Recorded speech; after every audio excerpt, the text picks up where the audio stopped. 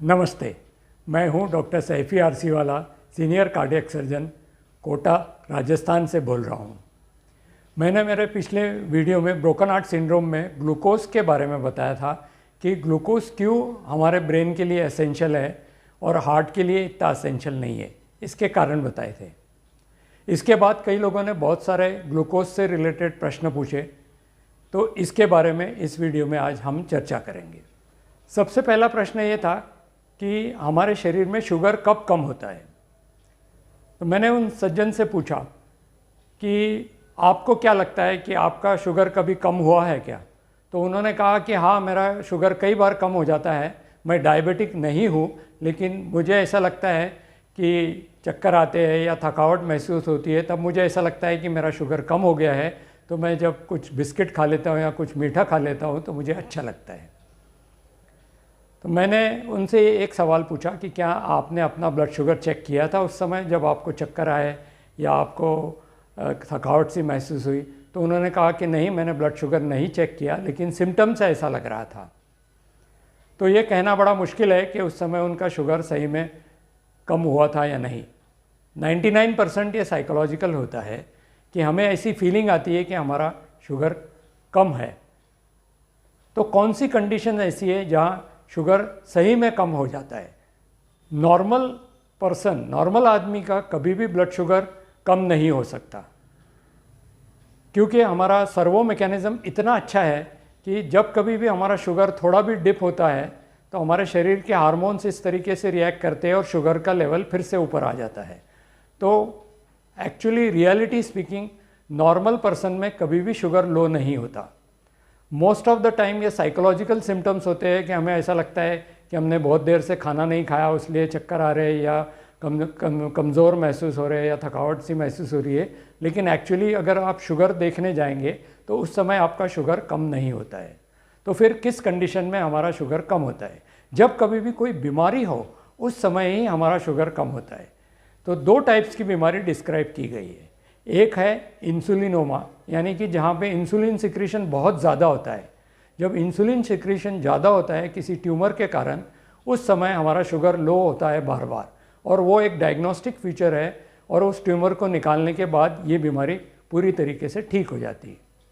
जो दूसरी बीमारी है वो है डायबिटीज़, और डायबिटीज़ में वो मरीज़ जो शुगर कम करने की दवाइयाँ ले रहे हैं, उनका शुगर इसलिए कम होता है कि दवाई लेने के बाद वो ठीक से खाना नहीं खाते और दवाई का असर शुगर पे कर होता है और शुगर इसलिए कम हो जाती है।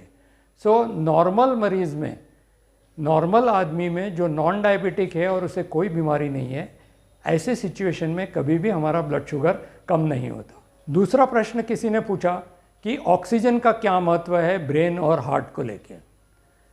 ऑक्सीजन दोनों ही ऑर्गन को अच्छी मात्रा में लगता है। अगर ऑक्सीजन सप्लाई कट हो जाए ब्रेन का या हार्ट का, तो वो दोनों को डैमेज करता है, क्योंकि ऑक्सीजन एक महत्व का केमिकल है जिससे हमारे शरीर में एनर्जी प्रोड्यूस होती है।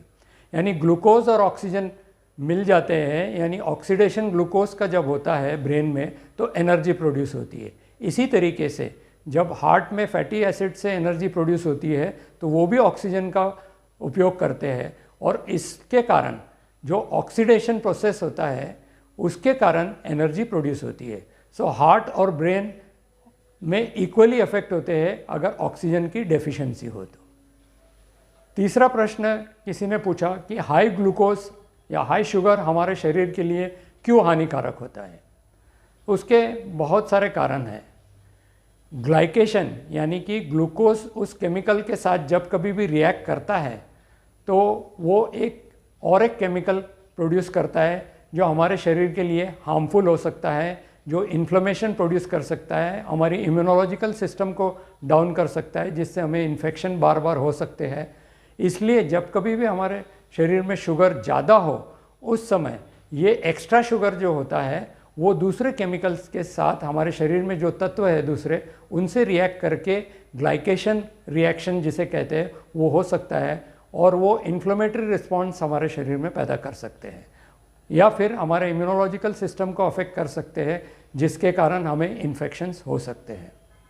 इसी तरीके से कुछ जेनोबायोटिक मटेरियल्स यानी कि जो नॉर्मली हमारे शरीर में केमिकल्स नहीं पाए जाते हैं, जैसे कि हैवी मेटल्स हो, मर्क्यूरी हो, कैडमियम हो, या फिर कुछ और केमिकल्स हो जो हमारे शरीर में आते हैं खाने के द्वारा, यानी कि सब्जियों के द्वारा या जो मांस, मछली, मटन खाता है उनके द्वारा हमारे शरीर में जो केमिकल्स आते हैं ये भी एक्स्ट्रा ग्लूकोज से रिएक्ट करते हैं। और जब कभी भी इन केमिकल्स का ग्लाइकेशन होता है उस समय ये इन्फ्लेमेटरी प्रोडक्ट्स प्रोड्यूस करते हैं और हमारे शरीर को डैमेज करते हैं।